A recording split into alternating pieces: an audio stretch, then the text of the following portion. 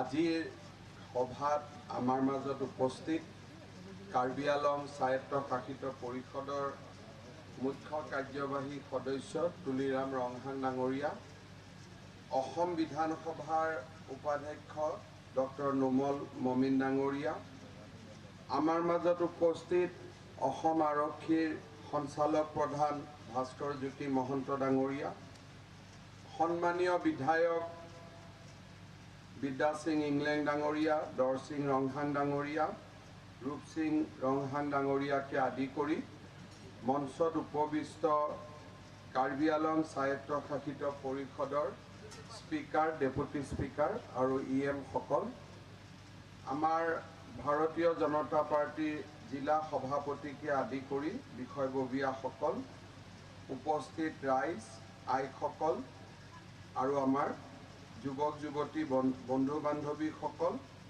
আৰু বিশেষকৈ এই অনুষ্ঠানত যোগ দিবলৈ অহা আমাৰ মিডিয়াৰ বন্ধু বান্ধৱসকল,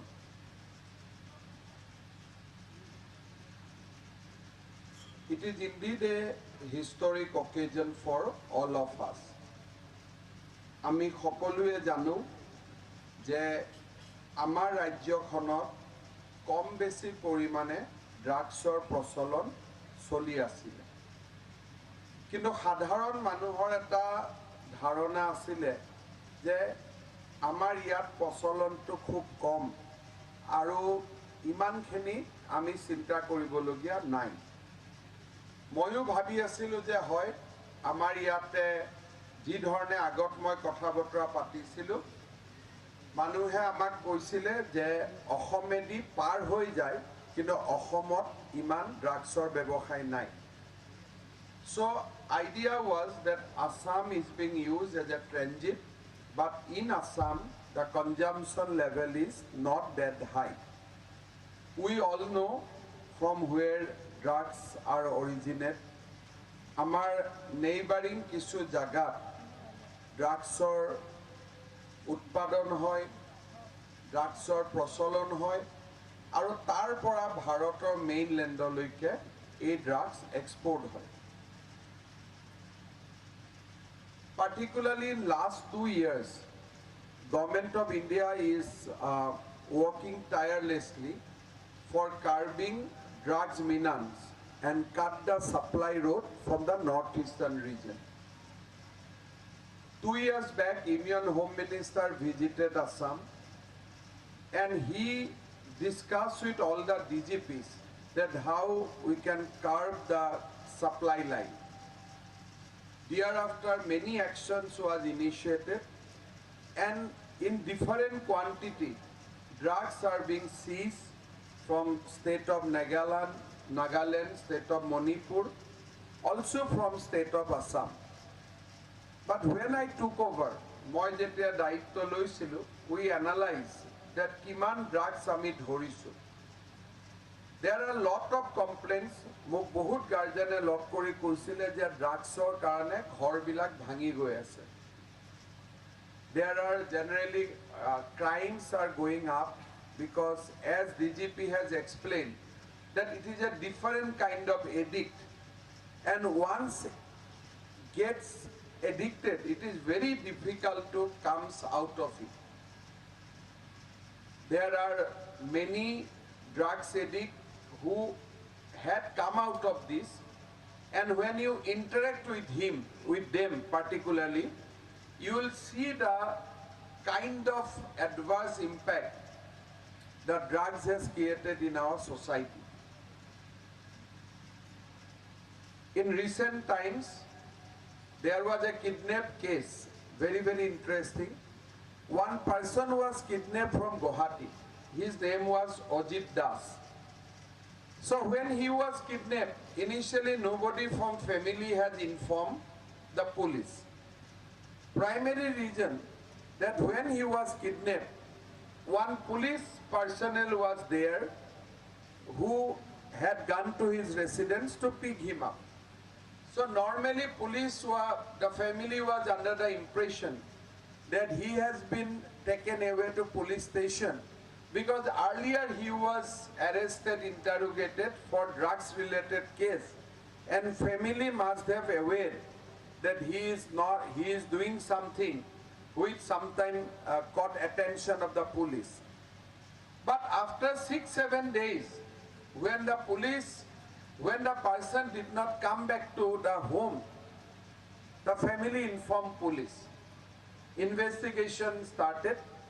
Later on, we discovered that a huge consignment of arms wrapped in a tube, in a tire and tube, in a truck, almost value around 100 crores it must be, because it was a very huge consignment, was supposed to be sent to certain destination, and this Ajit Das was the person who who was handed over the responsibility of negotiating or facilitating the drugs through Assam. But this guy, he plays a brilliant game. He took the drugs and sent it to some other customer, not to the origin, and he betrayed the original party. So when our operation against drugs was in full swing, this Ajit Das was kidnapped by the original drugs gang. And with the help of the police, he was taken to Morigaon. And in Morigaon, 2 forest constables also joined hand in the kidnap gang. Police investigated, police neutralized it, police has recovered Ajit Das, and in the process, the police constable Rajbabu Singh was shot at in his leg, because when he knows that his game is being unearthed, he tried to escape and he was to be shot as per CRPC. Then during the investigation it comes out that one railway inspector is the main key person.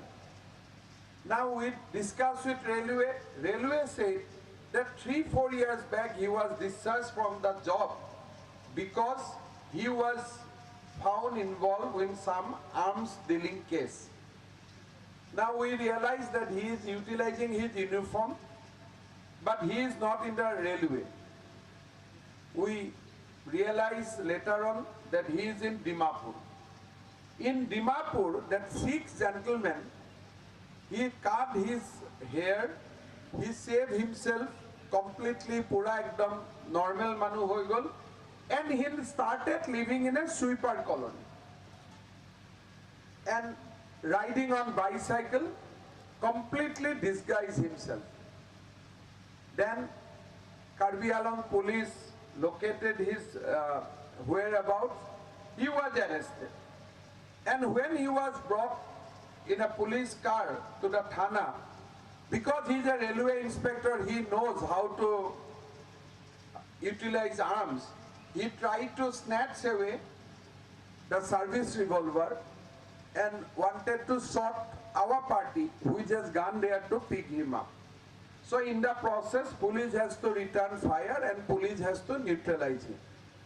So this story I have narrated because this story had happened during the last month. By now people know that police are now strong against drugs, police are taking action, but still these people think, these people dare to do all these activities because they have people inside various sections of the government organization. Because even a packet of powder costs some crores, not in lakhs. So this is a very dicey business. A small packet of powder keeping in the pocket, and once you take it out to Assam or even sell in Assam, you are going to earn in crores.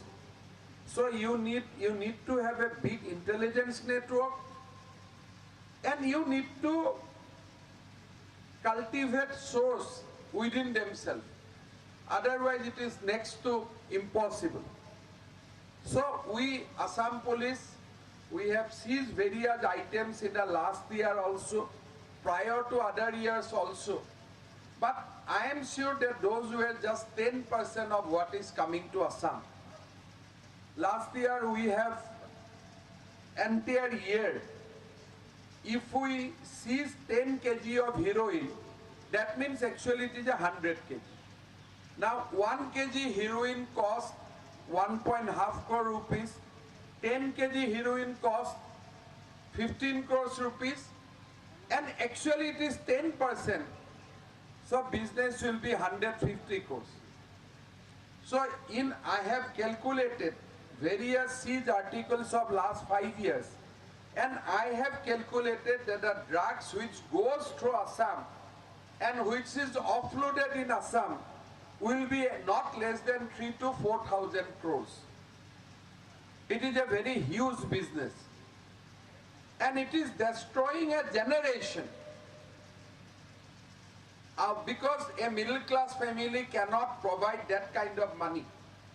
Lora bilake makor সম্পত্তি লৈ লৈ chain কাঢ়ে fixed ডিপোজিটত bank একাউণ্টত জবৰদস্তি মাকৰ পৰা সহি কৰাই লয় আৰু একোটা ফ্যামিলি কমপ্লিটলি ডেস্ট্ৰয় হৈ যায় যেতিয়া ড্ৰাগছৰ নিচাত নাথাকে লৰাজনে ৰিপেন্ট কৰে কিন্তু once that kick start again he সব পাহৰি যায় আৰু যেতিয়া ড্ৰাগছ খাব নাপায় তেতিয়া লৰাজন পগলা দৰে হৈ যায় ভৰিত পৰে মাটি চেলেকে আপোনাৰ কাৰণে আপোনাক যি কয় আপুনি সেইটো কৰিবৰ কাৰণে ৰেডি হৈ যায় so many extremist organization of northeast utilize this our innocent boys by making them drugs addicts. Alpha is not included in the list. So this peddling of drugs is affecting our society, encouraging militancy, and also destroying the social fabric of our state. So other day I told in the assembly that do not cry when 1 or 2 drugs peddlers, drugs kingpin are getting hit by bullet in the legs. You think about the family. You think about the social implication. You think about the kind of negative effect or harm they are doing in the societies. So police will take action. Section 46 of CRPC has given power to the police that if somebody try to snatch your service revolver or kunubai jodi polabo khuje, police has to arrest him. Kan ejon drugs addict, ejon drugs kingpin jodi polabo eri diye, he will destroy 10 young people in next 1 month. So police has to take action, including shooting in the leg. মই কানে অ্যাসেম্বলিত কৈছো যে এবিলাকক সহানুভূতি নেদেখুৱাব কালি এটা আপোনাৰ লৰাও হ'ব পাৰে কালি মোৰ লৰাও হ'ব পাৰে so we have to make Assam a state in a differently we can call that we have to make drugs mukt Assam that there is no drugs in Assam that kind of situation we have to reach in last 2 months Assam Police has seized drugs worth 163 crores. That list is there. We are, Bibhinna Khavai Committee koi ahisu. Now it has become 163 crores. Gotike ei jodi drugs bilakor logot ami deal nokoru. Tetiale amar samajkhon ketiao jiai thakibo nuare. So I have given full operational freedom to Assam Police that you act within the law, but you act firmly, you act decisively. Jate ei drugsor bepar aru Ahomot ketiao solibo nuare. Ami utta Punjabo hobo dibo nuaru, utta Ahomo hobo ami dibo nuaru. We have to stop supply line to the mainland. And we have to stop the consumption line and supply line in our state. This is the befitting way how we can contribute to the growth stories of the nation. Nohole amar dekhone nosto hoi jabo. আজি আমি ইয়াতে গোট খাইছো idea is that ৰাইজে দেখাকৈ আমি drugs বিলাক জ্বলাই দিম যেনেকৈ আমাৰ উৰুকাৰ মেজিত আমি বেয়া বস্তুবোৰ জ্বলাই দিওঁ বেয়া চিন্তা বেয়া ভাৱনা মনটোক আমি অগ্নিক বেয়াবোৰ দি দিওঁ আৰু আমি মনটো শুদ্ধ কৰি লওঁ কাৰণ অগ্নিৰ ইমান ক্ষমতা আছে যে অগ্নিয়ে বেয়া বস্তু বেয়া কথা আমাৰ হৈ লৈ লয় আৰু আমাৰ মনটো আৰু অন্তৰখন পবিত্ৰ কৰি দিয়ে আমিতো বেয়া ভাল দুইটাই আমাৰ শৰীৰত থাকে যেতিয়া অগ্নিয়ে বেয়াখিনি লৈ লয় তেতিয়া আমাৰ শৰীৰটো শুদ্ধ হৈ পৰে আজি আমি সমাজৰ অসুৱা অমংগল আঁতৰি যাওঁ সেইবুলি আমি উৰুকাত মেজিটো জ্বলাওঁ আজি আমি ইয়াতে এটা নতুন ধৰণৰ আমি জুই জ্বলাব খুজিছো যাত আমি ড্ৰাগছ বিলাক আজি ইমান দিনে সিজ কৰা ড্ৰাগ বিলাক আমি জ্বলাই দিম আমি ইয়াতে আজি 11.88 kg morphine 2.90 kg crystal meth 3.47 kg heroin 102 kg cannabis আৰু 2,03,344টা টেবলেট আজি আমি ইয়াতে জ্বলাই দিম আৰু টোটেল আমি কালি আৰু আজি আমি অলপ গোলাঘাটত জ্বলাই আহিলো এতিয়া ইয়াত জ্বলাম অহাকালি আমি নগাঁও আৰু হোজাইত জ্বলাম টোটেল 163 ক্ৰ'ৰ্ছৰ আমি ড্ৰাগছ আমি জ্বলাই দিম তাৰমানে আপোনালোকে চিন্তা কৰক অসমৰ প্ৰত্যেক বছৰে কিমান হাজাৰ কোটি টকা মানুহে গাখীৰত খৰচ কৰিব লাগে কণীত খৰচ কৰিব লাগে ঘৰ বনোৱাত খৰচ কৰিব লাগে লৰা ছোৱালীৰ পঢ়া শুনাত খৰচ কৰিব লাগে মানুহে ড্ৰাগছ কিনাৰ কাৰণে খৰচ কৰি আছে এতিয়া এই টকাবোৰ যদি ড্ৰাগছত নাযায় তে টকাবোৰ ভাল কামত ব্যৱহাৰ হ'ব অসমৰ ইকনমিও ভাল হ'ব ইয়াতো কোনো টেক্সো নাই এইবিলাক বস্তুটো কোনো টেক্সো নাপায় সো আজি এই কামৰ কাৰণে আমি ইয়াত গোট খাইছো আমি জানো যে ইয়াৰ লগত কাৰ্বি আংলঙৰ ৰাইজৰো এইবাৰ এই যুদ্ধত বহুত নাম হ'ল কাৰ্বি আংলঙৰ অসমৰ সমাজ জীৱনৰ প্ৰতি বহুত কন্ট্ৰিবিউশন আছে কিন্তু তাৰ লগত এইবাৰ যেটো বৰসিং বেৰ অনেষ্টি আৰু ব্ৰেভাৰী ইয়াত যোগ হৈ গ'ল ইয়ে কাৰ্বি ৰাইজক সন্মানৰ বহুত ওপৰলৈকে লৈ গ'ল মই আজিৰ অনুষ্ঠানৰ জৰিয়তে আকৌ এবাৰ বৰসিং বেক ধন্যবাদ আৰু কৃতজ্ঞতা জনাইছো তুলিৰাম ৰংহাং ডাঙৰীয়াই অলপ বাজেটলৈকে গ'ল আমি ড্ৰাগছতে আছিলো তেওঁ যিহেতু বাজেটলৈকে গ'ল আপোনালোকে জানে যে যোৱাকালি বাজেটত কাৰ্বি আংলঙৰ কাৰণে এটা সুখবৰ আহিছে দুটা কথা মই কাৰ্বি আংলঙত কৈ গৈছিলো যে এখন ষ্টেট ইউনিভাৰ্চিটি কৰিম আৰু এখন এয়াৰপোৰ্ট কৰিম এইবাৰ বাজেটত ষ্টেট ইউনিভাৰ্চিটিটো হৈছে লাহেকৈ ডেফিনেটলি এয়াৰপোৰ্টো হ'ব